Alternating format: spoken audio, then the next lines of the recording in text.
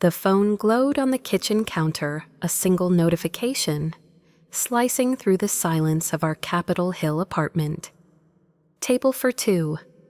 The pink door, 8:00 p.m. Friday. I'll wear the silver dress. My breath caught sharp like a blade in my chest. The sender, Chloe. Not me, Eleanor Harper, but Chloe. My husband, Nathan's upstairs. The shower hissing oblivious that this one message just shattered 15 years of marriage. Seattle's city lights flickered outside, mocking the darkness swallowing me whole.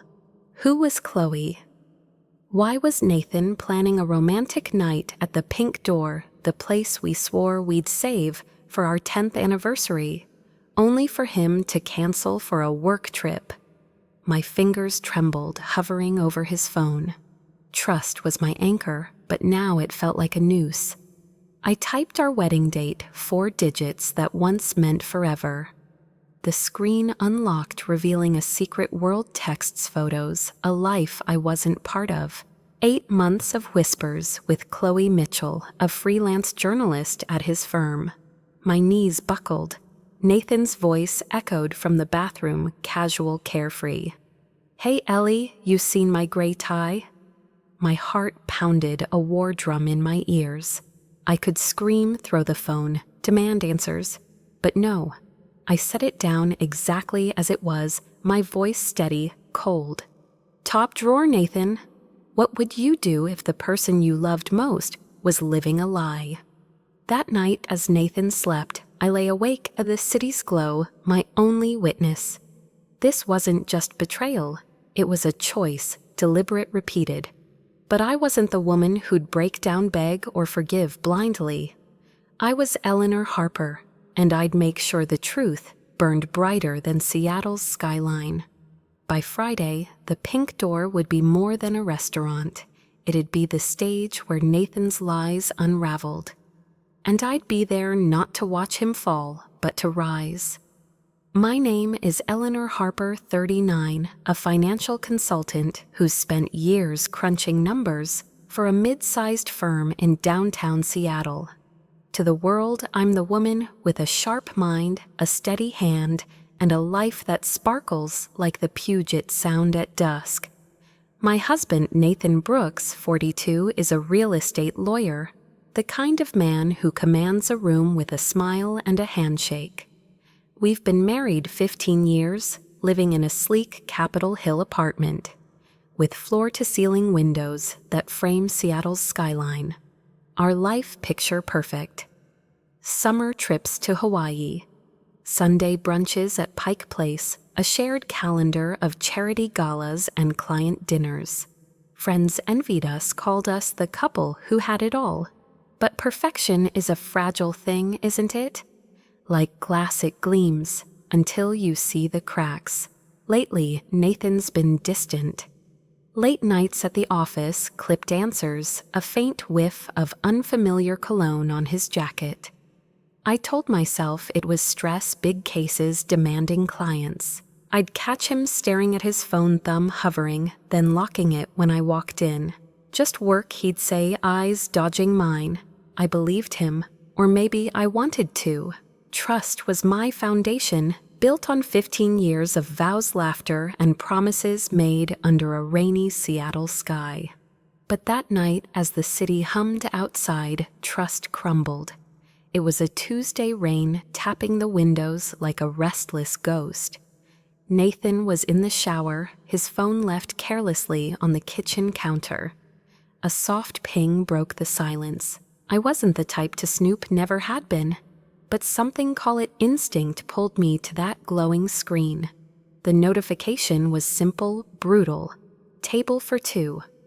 The Pink Door, 8:00 p.m. Friday. I'll wear the silver dress, the sender, Chloe. My heart stopped. The Pink Door was our place, the restaurant we'd dreamed of for our 10th anniversary. Nathan had canceled, citing a work trip to Portland. We never went. Now he was planning a romantic evening there, with her. I stood frozen, the phone heavy in my hand. Who was Chloe? Why was she wearing a silver dress for my husband? The shower stopped water dripping like a countdown. I typed our wedding date, 4 digits that once felt sacred. The phone unlocked, and I fell into a rabbit hole. Texts, hundreds of them, stretching back 8 months. Chloe Mitchell, freelance journalist, worked with Nathan's firm. They shared morning coffee orders, late-night jokes photos from a work trip to San Francisco. Her head on his shoulder, his smile brighter than I'd seen in years. "Miss you already," she wrote. "Can't wait for Friday," he replied. My chest tightened, air vanishing. This wasn't a fling.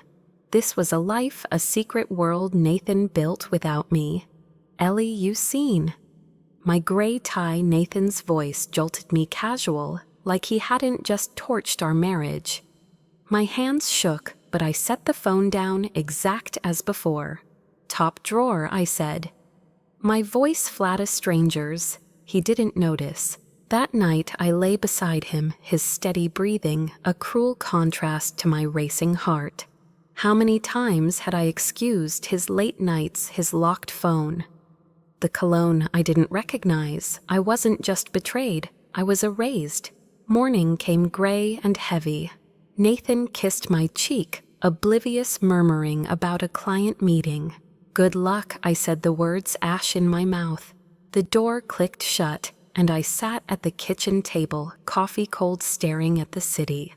Seattle's ferries glided across the Sound, but I was sinking. 15 years of love, trust, shared dreams gone.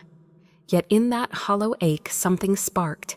Not tears, not rage, but clarity. I wasn't the woman who'd beg or break. I was Eleanor Harper, and I'd make Nathan face the truth. Not with screams, but with precision. Friday at the Pink Door wouldn't be his perfect night. It'd be mine. The truth sat heavy in my chest, a stone I couldn't swallow or spit out. Nathan's secret life with Chloe Mitchell wasn't just a betrayal. It was a deliberate unraveling of everything I'd built. 15 years of marriage, of choosing him every day, reduced to stolen texts and a dinner reservation at the Pink Door. I could have confronted him that night, screamed until the walls of our Capitol Hill apartment shook. But rage is a blunt tool, and I needed something sharper. I needed the truth to cut clean, to leave no room for lies. By Friday, Nathan would see me, not the wife he took for granted, but the woman he underestimated. I started with Chloe. Her name burned in my mind, a question mark I had to answer. Sitting at my desk, the Seattle skyline gray beyond the window, I opened my laptop. A quick search through Nathan's firm's website revealed her Chloe Mitchell, freelance journalist, mid-30s, with a bright smile and sharp eyes. Her social media was public, a curated gallery of coffee shops, book launches, and sunsets. Then I saw him, Ryan Carter, her husband. A Seattle-based photographer, his profile overflowed with moody landscapes and candid portraits.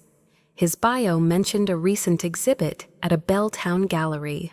Ryan's eyes, warm and unguarded, stared back at me. He didn't know yet, but he deserved to. Just like me.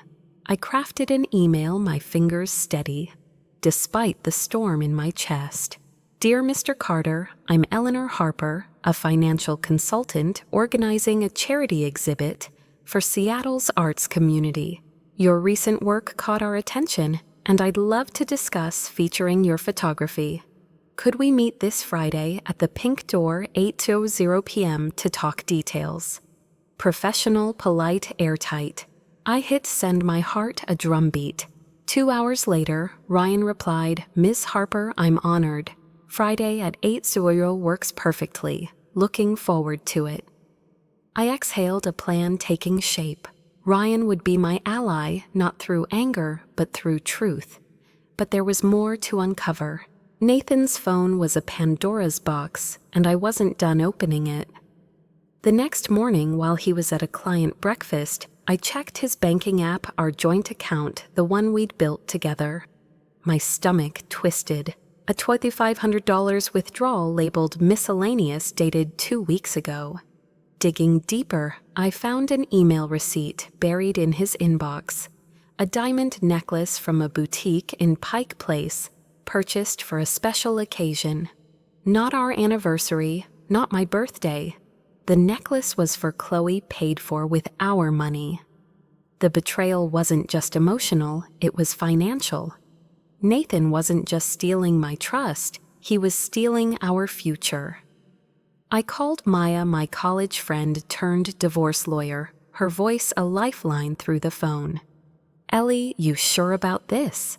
She asked, concern, soft but firm. "I'm not just sure, Maya, I'm done." I explained everything, the texts, the necklace, the dinner. She didn't hesitate. "We'll protect you. I'll draft papers to freeze the joint account and transfer half to a separate one in your name. It's not greed, it's survival." By noon, Maya had moved $50 to a new account, safe from Nathan's reach. I wasn't stealing, I was reclaiming what was mine. For the first time in days, I felt solid, like the ground beneath me wasn't crumbling. Friday loomed and I prepared like a general before battle. I called the pink door, my voice calm measured. "I'd like a table for 2 8 p.m. near the window if possible. Ideally close to the reservation under Brooke's business partners, you see." The hostess paused, then agreed. "We'll seat you nearby, ma'am. Any special requests?" I smiled, though she couldn't see it, just a clear view. The stage was set. I chose a red dress from the back of my closet, one Nathan once called too bold for a quiet dinner. Too bold, good. I pinned my hair up, applied lipstick like armor, and slipped into heels that clicked with purpose. This wasn't about looking pretty. This was about showing up. But doubt crept in a shadow I couldn't shake. What if I was wrong? What if Chloe was a colleague, a misunderstanding? I replayed their texts in my mind, her laugh in a San Francisco hotel room. His "can't wait to see you in that dress." No, this was real. And I wasn't the woman who'd hide from it. Still the weight of 15 years pressed down. The Nathan who proposed on a ferry, rain-soaked and grinning, wasn't gone. He'd chosen to disappear. I mourned him, but I wouldn't save him.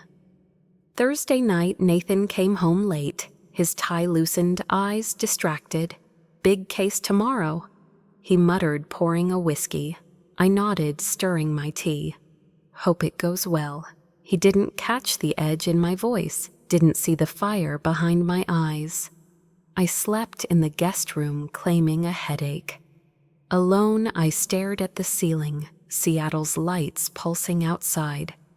Tomorrow, the pink door would be more than a restaurant. It'd be a reckoning. The morning of I took a half day from work, citing a personal matter. My boss, a kind woman with sharp instincts, squeezed my arm. "Take care, Ellie." I nodded, grateful for the space. At home, I reviewed Maya's paperwork, the account transfer complete. I packed a small bag essentials, a change of clothes, and booked a room at the Edgewater, a hotel overlooking the Sound. If Friday ended in chaos, I wouldn't sleep under the same roof as Nathan. I was ready not just to confront, but to walk away. Ryan's role was the final piece. I sent a follow-up email confirming our meeting and adding a detail: "I've heard you're married to Chloe Mitchell. Perhaps she could join us to discuss media coverage for the Exhibit A test." If Ryan knew about Chloe's plans, he'd mention it. His reply was quick: "Chloe's busy Friday, but I'll pass along the idea. See you at the pink door." My heart sank for him. He was as blind as I'd been, but not for long. As Friday's sun dipped below the Olympics, I stood before the mirror, the red dress hugging my frame heels gleaming. My reflection wasn't the Eleanor who'd waited for Nathan's approval, who'd ignored the signs. This Eleanor was fire steel truth. I grabbed my clutch, the hotel key inside. and stepped into the elevator. The pink door was waiting. Nathan thought he'd scripted a perfect night with Chloe. He was wrong. I'd rewrite the ending and it'd be mine.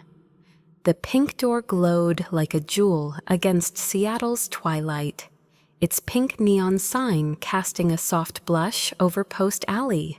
Inside, the air hummed with clinking glasses, murmured laughter, and the faint strum of a guitarist in the corner. I arrived early, my red dress catching the light, as the hostess led me to a table near the window. The view was perfect. Elliott Bay, shimmering beyond, and right beside me, an empty table reserved for Nathan Brooks. My pulse thrummed steady but fierce, like a drum before a storm. I ordered a martini, the glass cold against my fingers, and waited.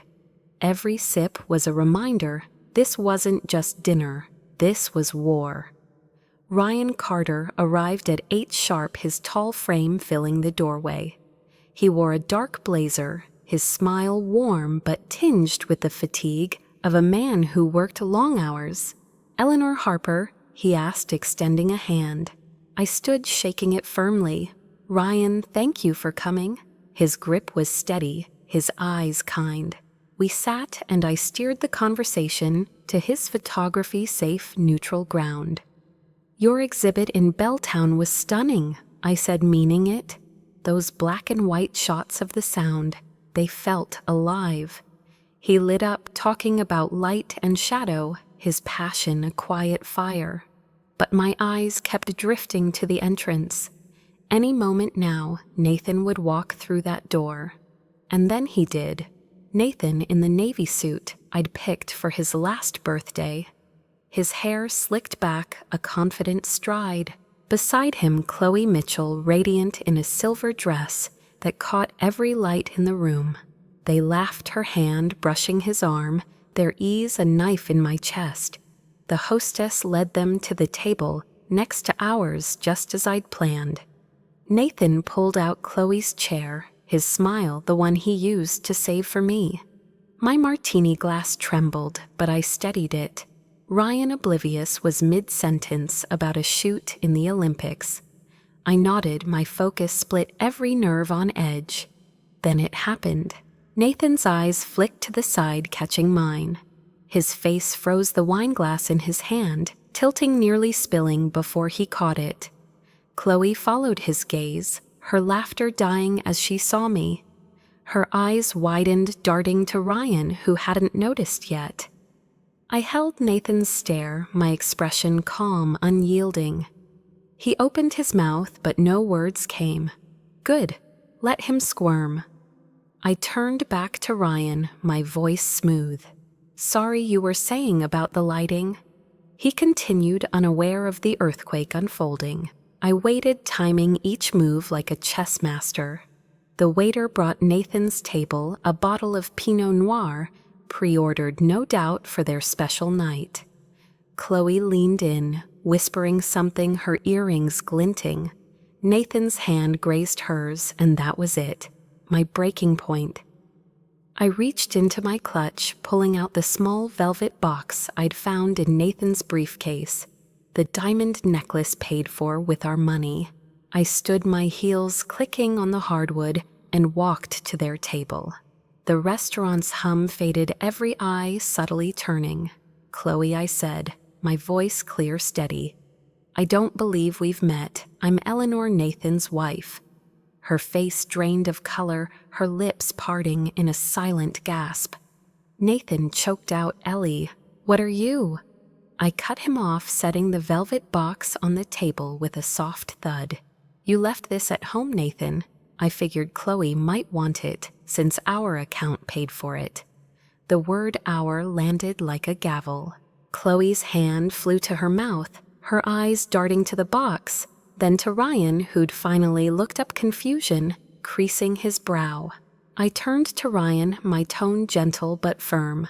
"Ryan, this is my husband, Nathan, and I believe you know Chloe." He blinked, processing, then stood, his chair scraping. "Chloe, what's going on?" His voice was low, hurt, seeping through. Chloe stammered. Ryan, oh, I can explain. Nathan tried to stand his face pale. Ellie, let's talk privately. I raised a hand, silencing him. No, Nathan, you don't get to hide anymore. Neither of you do. The restaurant was a frozen tableau, waiters, pausing diners glancing over. I didn't care. I looked at Chloe, her eyes brimming with tears. You thought you could play this game, didn't you? Candlelight wine, a stolen night. But Ryan deserves the truth. So do I. I turned to Ryan, softer now. Ryan, could we step into a private room? There's more you need to know. He nodded, dazed, and followed me as I signaled the waiter. A private space, please, and merge our table with Mr. Brooks. We have things to settle. The waiter, sensing the tension, nodded. Right away, ma'am. Within minutes, we were ushered to a small room, its walls lined with soft lights, a table set for 4. I sat Ryan beside me, his hands clenched.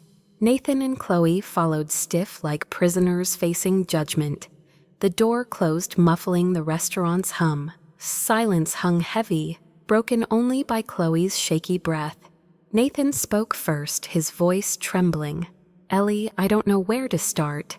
Start with the necklace, I said, pouring water into my glass, the clink of ice sharp. Or the texts, or San Francisco. I saw everything, Nathan. 8 months of lies, every word, every photo. My voice stayed even, but each word was a blade. Chloe whispered, I'm so sorry. I ignored her, turning to Ryan. She's your wife, Ryan. He's my husband. We deserve the truth, not excuses, not tears. Tell us. Ryan's eyes locked on Chloe, his voice raw. Is it true, you and him? Chloe nodded, tears spilling. It wasn't supposed to. It started as nothing, just talking. I felt invisible at home, Ryan. You were always working. Ryan's jaw tightened. Invisible? I spent months planning your gallery opening, Chloe. I thought you were happy. His pain mirrored mine, a shared wound laid bare. Nathan turned to me, desperate. Ellie, I messed up. I know I did, but please don't throw away 15 years. I'll end it, I swear. I smiled, not warmly, but with the calm of someone who'd survived a fire. You ended it, Nathan, the first time you called her baby while I was sleeping next to you.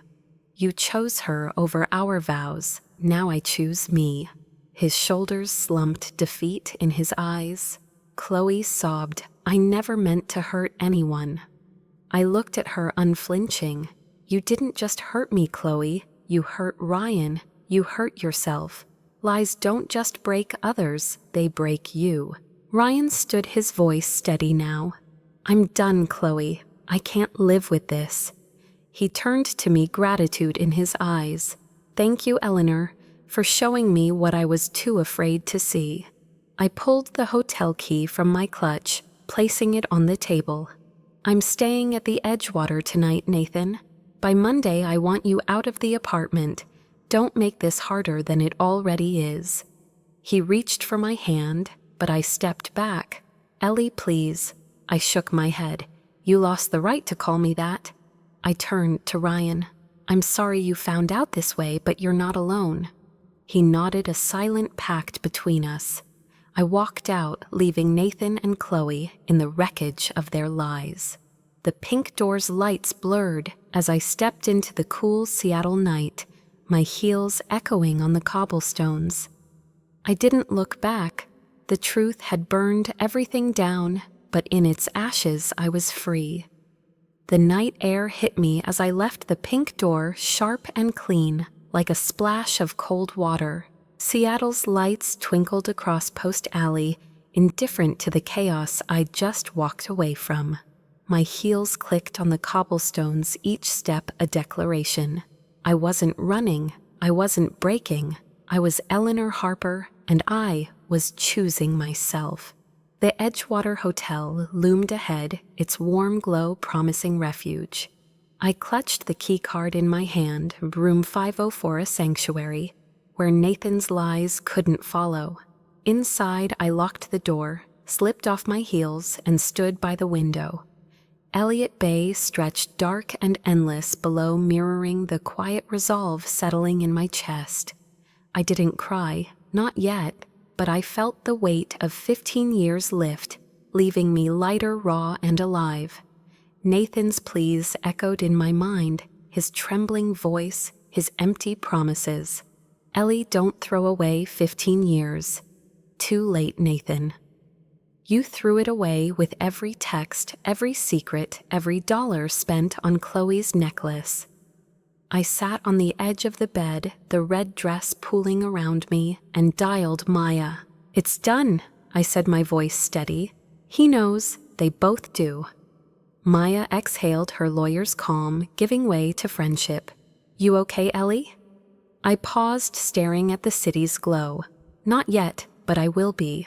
She promised to file the divorce papers Monday. No delays. You're stronger than you know, she said.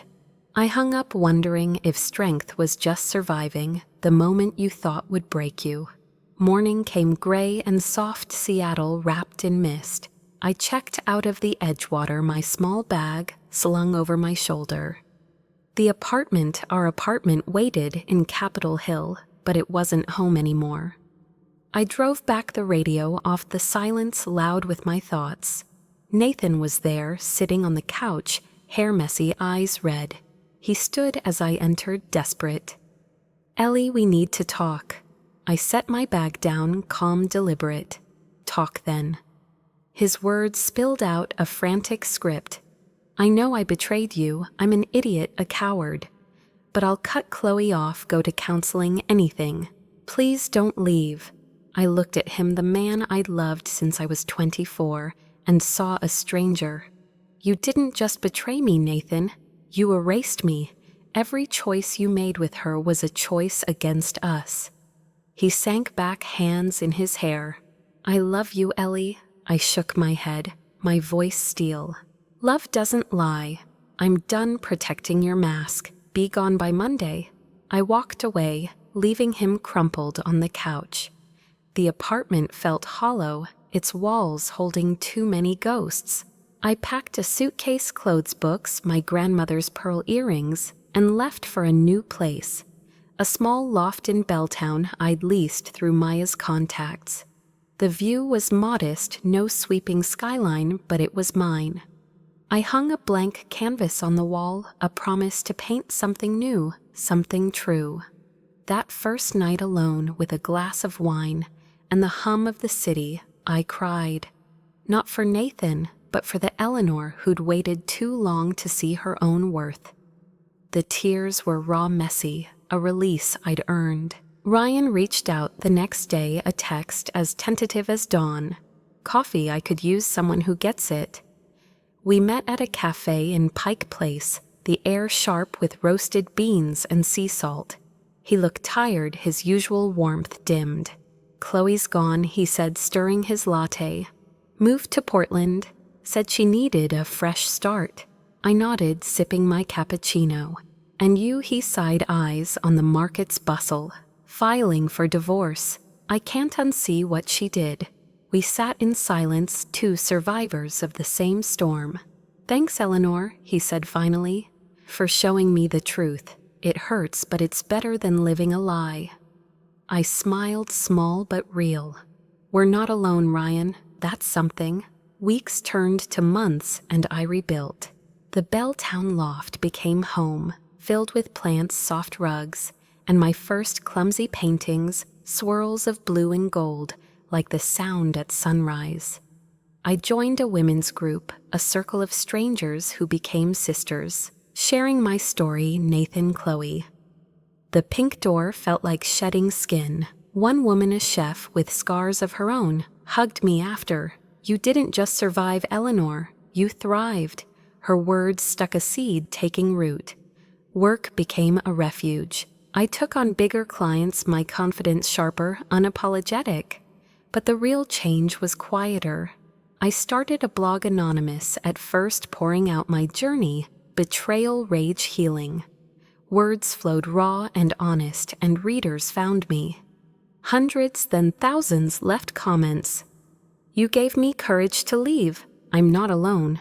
The blog grew, and so did I. A local bookstore invited me to speak a small event that turned into a series. Standing before a crowd, sharing how I chose myself, I felt powerful, not because I was perfect, but because I was true. Ryan and I stayed in touch, our coffee meetups a ritual. Pike Place, Fremont.